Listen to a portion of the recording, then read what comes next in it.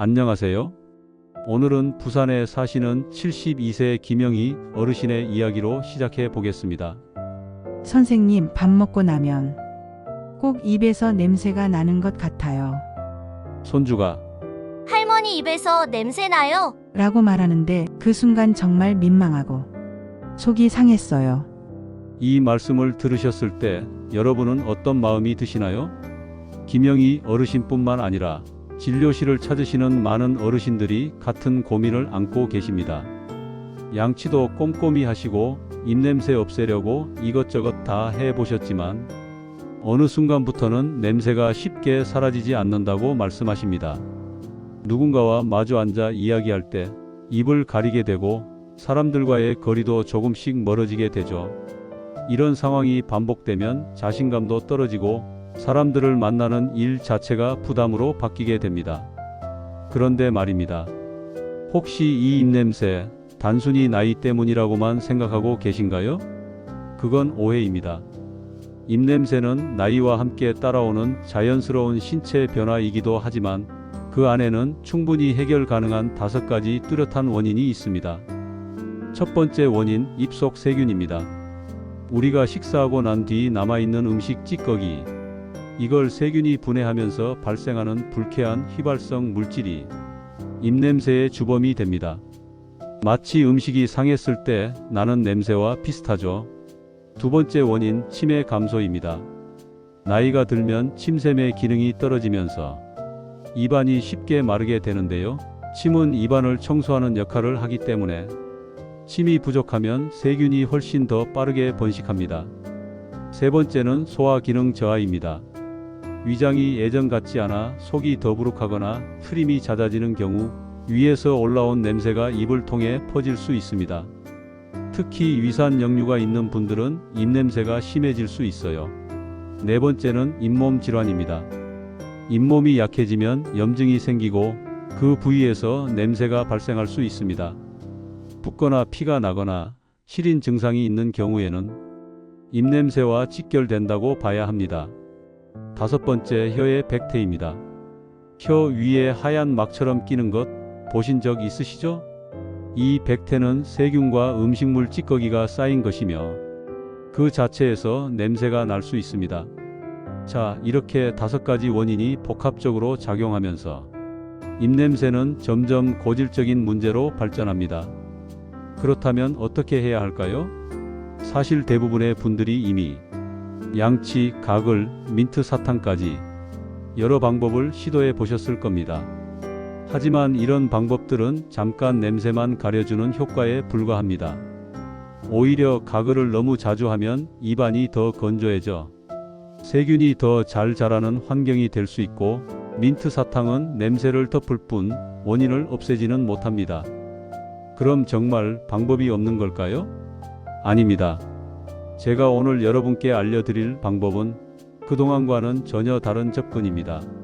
제가 진료실에서 직접 검증하고 수많은 어르신들께 추천해 드렸던, 그리고 실제로 효과를 본 아주 간단한 방법입니다. 이 방법의 핵심은 단 하나입니다. 매일 쓰시는 치약에 단 한 방울만 더하는 것. 정말 단 한 방울만 더하시면 됩니다. 이 한 방울로 입안의 세균 억제는 물론 잇몸 건강 개선, 심지어 위에서 올라오는 불쾌한 냄새까지 모두 관리할 수 있게 됩니다. 실제로 김영희 어르신은 이 방법을 2주 정도 꾸준히 실천하신 후 정말 눈에 띄게 달라지셨어요. 선생님, 손주들이 저한테 먼저 안겨요. 할머니 냄새 안 나요? 하면서요. 이렇게 웃으며 말씀하셨을 때 저도 정말 뿌듯했습니다. 그렇다면 도대체 이 한 방울의 정체는 무엇일까요?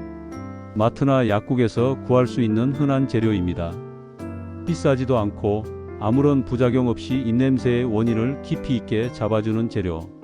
하지만 많은 분들이 평소에는 그냥 음식에만 쓰거나 전혀 생각하지 못하셨던 재료이기도 합니다. 이 한 방울을 치약에 섞기만 하면 입냄새 걱정 없는 하루를 만들 수 있게 되는데요. 과연 이 한 방울의 정체는 뭘까요? 잠시 후에 정확한 정답과 함께 어떻게 사용하면 좋은지 그리고 주의할 점까지 차근히 알려드리겠습니다. 입냄새 때문에 사람들과 가까워지기 힘드셨던 분, 마스크를 벗기가 두려우셨던 분, 손주들과의 시간이 조금씩 줄어들고 계셨던 분들께 오늘의 이 한 방울 습관이 큰 전환점이 되어 드릴 수 있을 겁니다. 영상을 끝까지 보시고 여러분의 일상 속에서 실천해 보세요. 그리고 효과를 느끼신 분들은 댓글로 여러분의 변화를 함께 나눠주세요. 우리는 다시 자신 있게 웃고 자연스럽게 대화하고 사랑하는 사람들과 더 가까워질 수 있습니다.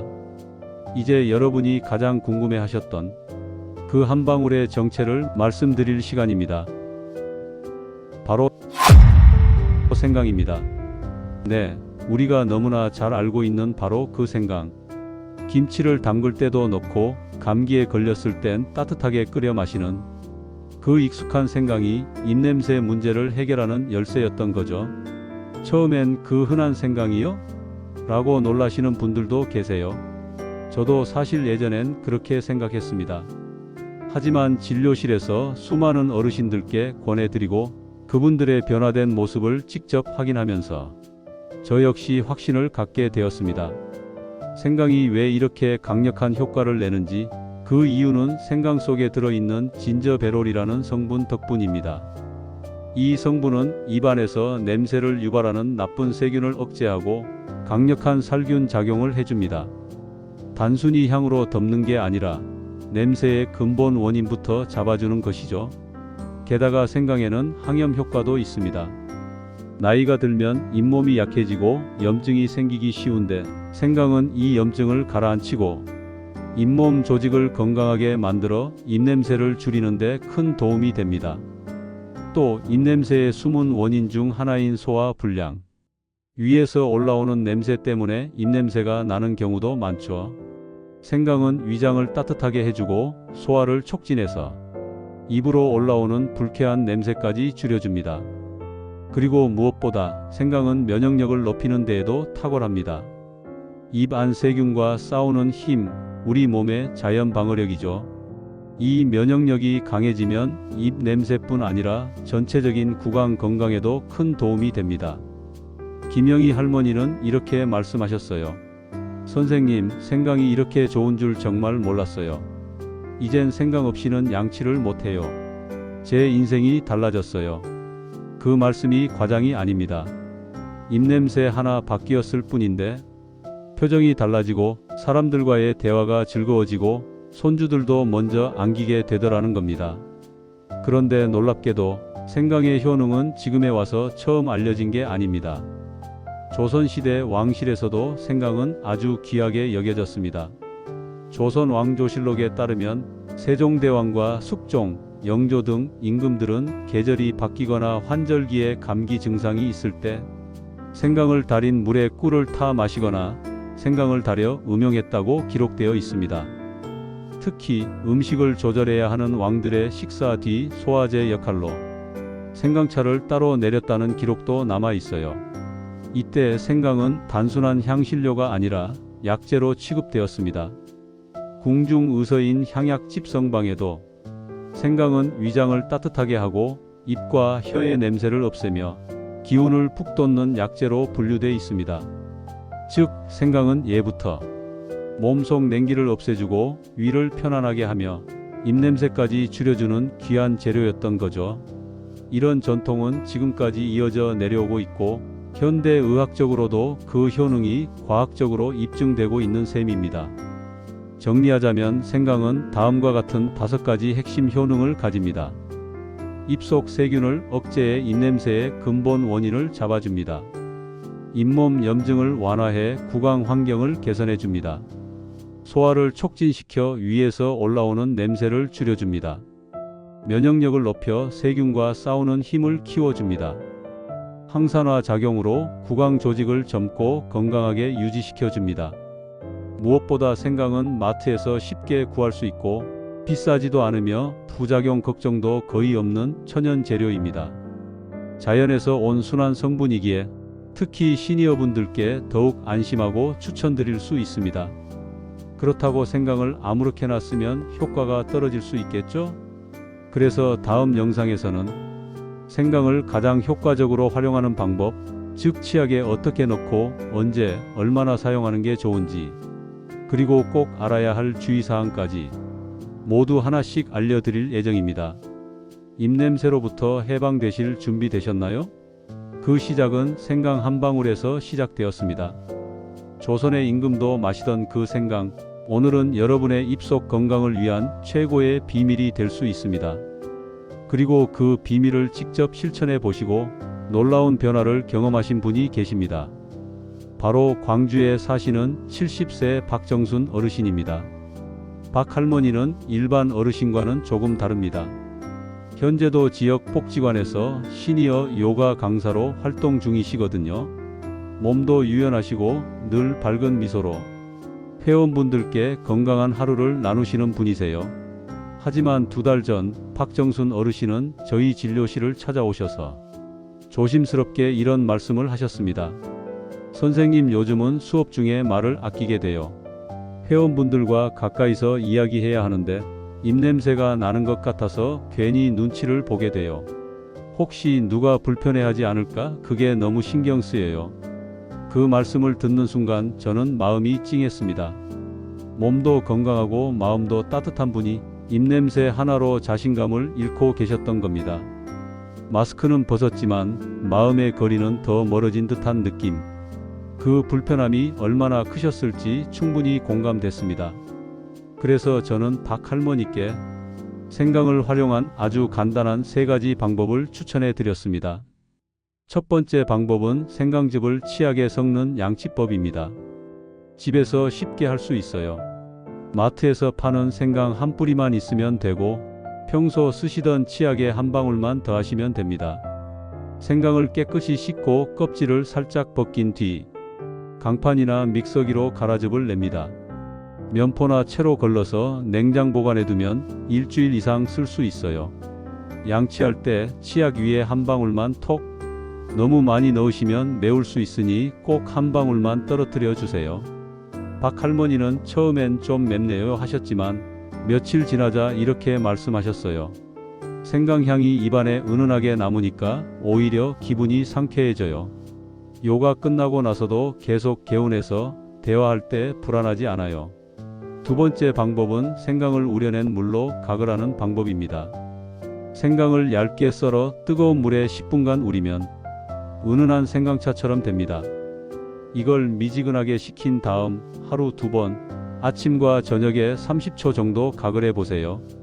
박 할머니는 이 방법도 아주 잘 활용하셨어요. 아침엔 생강 양치, 저녁엔 생강 각을. 이 루틴이 이제는 일상이 되었다고 하시더군요. 그런데 여기서 더 감동적인 이야기가 하나 있었습니다. 박 할머니는 요가 수업 전 복지관 주전자에 생강차를 조금 끓여두곤 하셨는데요. 그 향이 요가원 안에 퍼지자 회원분들이 하나둘씩 이런 말을 하셨답니다. 어머, 오늘 향 참 좋다. 차분하고 따뜻한 냄새가 나서 마음이 편안해져요. 심지어 한 분은 이렇게 말씀하셨대요. 선생님, 수업 전에 향초 피우셨어요? 하지만 그건 향초가 아니라 자신의 입냄새를 줄이기 위해 준비한 생강차 냄새였던 거죠. 박 할머니는 그 이야기를 들으며 속으로 얼마나 기뻤는지 모른다고 하셨어요.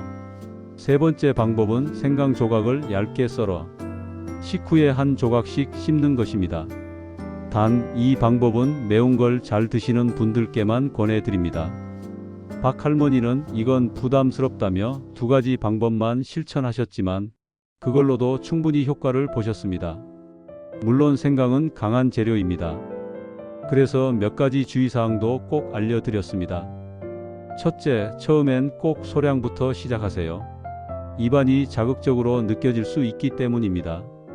둘째, 생강은 반드시 신선한 것을 사용하세요. 오래된 생강은 효과가 떨어질 수 있습니다. 셋째, 우려낸 생강물은 너무 뜨겁지 않게 식혀 사용하시고, 넷째, 생강에 알레르기가 있는 분은 사용을 피하거나 소량 테스트 후 사용하셔야 합니다. 박 할머니는 지금도 생강 루틴을 꾸준히 이어가고 계십니다. 달력에 표시하며 매일 실천하시는데 체크하는 재미가 있어서 더 열심히 하게 된다고 하셨어요.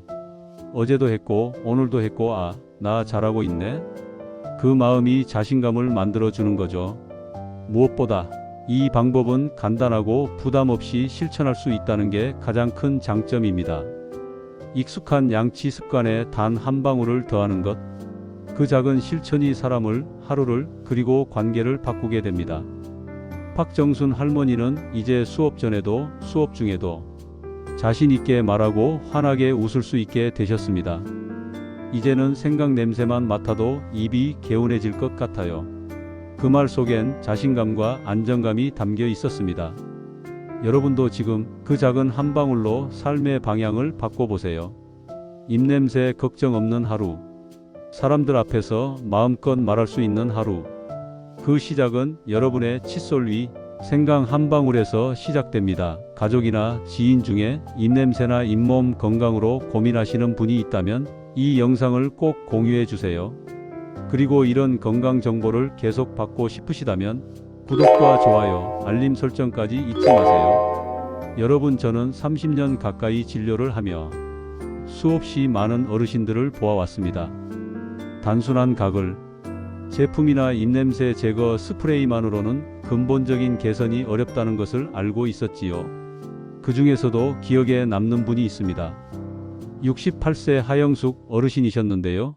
몇 년 전부터 정기적으로 치과 치료를 받으며 임플란트와 잇몸 관리를 꾸준히 해오셨던 분입니다. 하지만 치료 후 한두 달 정도는 괜찮다가도 시간이 지나면 다시 입냄새가 난다며 속상해 하셨죠. 선생님, 치료받고 나면 잠깐 좋아졌다가 다시 그 냄새가 올라와요. 양치도 열심히 하고 있는데 왜 그럴까요? 이 말씀을 듣고 저는 마음이 무거웠습니다. 치료만으로는 부족하다는 걸 다시금 실감하게 되었고, 그분께 제가 오랜 기간 연구한 천연 요법들을 소개해 드리기로 했습니다.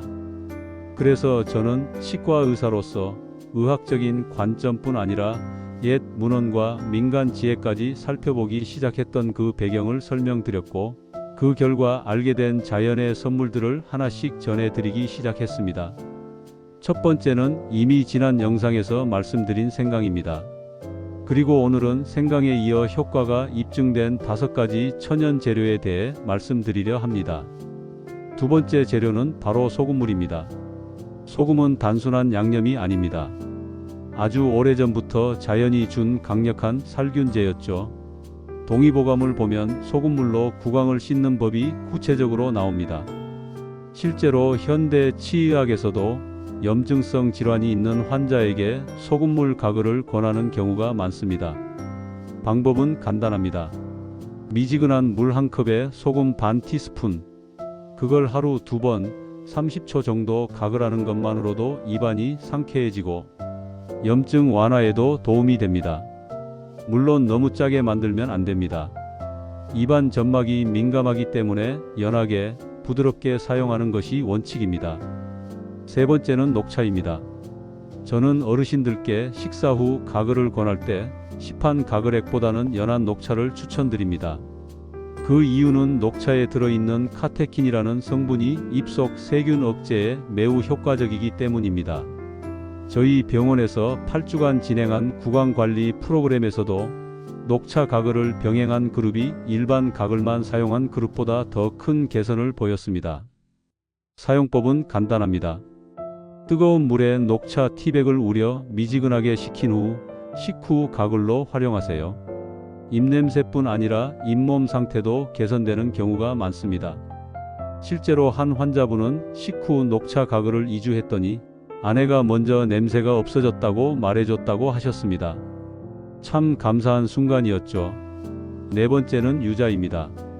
유자는 겨울철 감기 예방 음료로만 생각하기 쉽지만 천연 구연산과 비타민C가 풍부의 입냄새 유발 세균을 줄이고 상큼한 향으로 냄새를 덮는 데도 탁월한 효과가 있습니다. 특히 한의학에서는 유자의 기운이 상체의 순환을 도와주고 위장과 구강 건강에 긍정적인 영향을 준다고 알려져 있습니다. 활용법은 유자청을 따뜻한 물에 타 마시거나 유자 껍질을 끓인 물을 가글로 활용하는 방식입니다. 저 역시 겨울철 환자분들께는 따뜻한 유자차와 함께 구강관리 루틴을 병행하도록 추천드리고 있습니다. 다섯 번째는 쑥입니다. 쑥은 항균력과 염증 완화 효과가 입증된 대표적인 약초입니다. 실제로 고려 시대의 향약 채취원령에는 쑥을 달여서 입안을 씻는 용도로 사용한 기록도 있습니다. 제가 만난 한 70대 여성 환자분은 약국 제품보다 어릴 적 어머니가 끓여주시던 쑥물이 입에 훨씬 잘 맞는다고 하셨어요. 민감한 구강을 가진 분들께 권해드릴 수 있는 정말 좋은 방법입니다.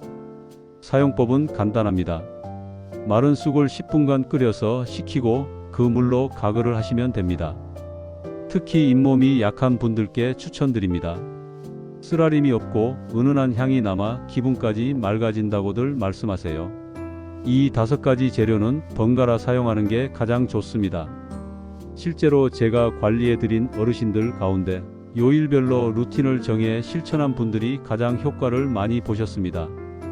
예를 들어 월요일에는 소금물, 화요일에는 생강 양치, 수요일에는 녹차 가글, 이런 식으로 말이죠. 그리고 꼭 드리고 싶은 말씀이 하나 있습니다. 천연 재료는 보조 수단입니다. 기본적인 양치는 절대로 소홀하시면 안 됩니다. 하루 2, 3회 부드러운 칫솔로 잇몸과 혀까지 닦아주는 습관이 가장 기본이고 그 위에 이 천연 재료들을 더하셔야 효과가 있습니다. 여기서 양치질을 할 때의 올바른 방법도 간단히 말씀드릴게요. 많은 분들이 이를 닦는 시간이 너무 짧습니다. 이상적인 양치 시간은 2분 이상입니다. 칫솔은 너무 크지 않고 부드러운 모를 고르시는 게 좋고요. 칫솔을 45도 각도로 기울여서 치아와 잇몸 경계 부분을 부드럽게 원을 그리듯 문질러 주세요. 위쪽 어금니, 아래쪽 어금니, 앞니, 안쪽 치아, 혓바닥 순으로 닦는 루틴이 좋습니다. 혓바닥 표면에도 세균이 많기 때문에 꼭 닦아야 하고 칫솔질은 부드럽게 잇몸을 상하게 하지 않도록 주의해 주세요. 양치 후에는 칫솔을 깨끗하게 씻고 건조한 곳에 보관하는 것도 잊지 마시고요. 주의하실 점도 있습니다. 어떤 천연 재료든 처음 사용할 때는 반드시 소량으로 테스트해 보세요. 특히 점막이 민감하신 분들, 알레르기 반응이 있으신 분들은 꼭 의사와 상담하시는 걸 추천드립니다. 진하게, 자극적으로 사용하시면 오히려 역효과가 날 수 있으니 항상 연하게, 부드럽게를 원칙으로 하셔야 합니다. 제가 이런 방법을 환자분들께 권하는 이유는 명확합니다. 바로 안전성과 지속 가능성 때문입니다. 장기적으로 사용해도 부작용이 거의 없고 비용 부담도 적습니다. 무엇보다 집에서 혼자 실천할 수 있다는 점이 가장 큽니다. 저는 치과 의사로서 여러분이 전문가의 도움 없이도 스스로 입속 건강을 관리할 수 있는 방법을 알려드리고 싶었습니다. 오늘 알려드린 이 5가지 방법은 오랜 임상 경험과 문헌 검토, 실제 사례를 통해 검증된 것들입니다. 다음 시간에는 이 재료들을 어떻게 하루 루틴으로 만들 수 있을지 하루 3분만 투자해서 입냄새를 줄이는 방법을 정리해 드릴게요. 치약의 한 방울, 가글 한 컵, 차 한 잔으로 시작하는 변화. 그 첫걸음이 여러분의 자신감을 되찾아 줄 겁니다. 지금부터 실천해 보세요. 그리고 2주 후 스스로의 변화를 확인해 보세요. 반드시 달라진 자신을 마주하시게 될 겁니다. 오늘 영상이 도움이 되셨다면 구독과 좋아요, 알림 설정까지 부탁드립니다. 여러분의 건강한 하루를 진심으로 응원합니다. 감사합니다.